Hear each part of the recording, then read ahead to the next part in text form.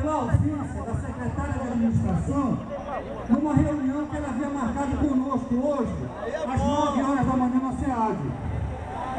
A secretária não cumpriu o compromisso conosco de uma reunião às 9 horas, em que nós iríamos pedir um cronograma de nomeações dos concursados que foram aprovados em concursos em 2008.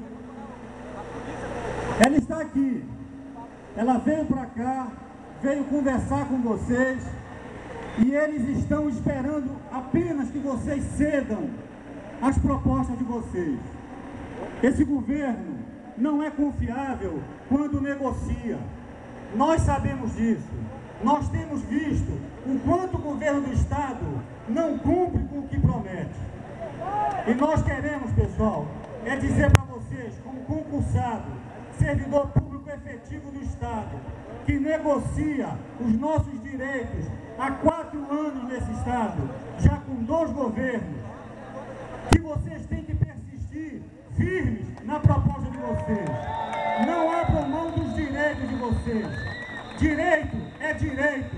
Assim como nós temos os nossos deveres, o Estado também tem que nos dar os nossos direitos. Não abram mão, sigam em frente, lutem pelo que é de vocês.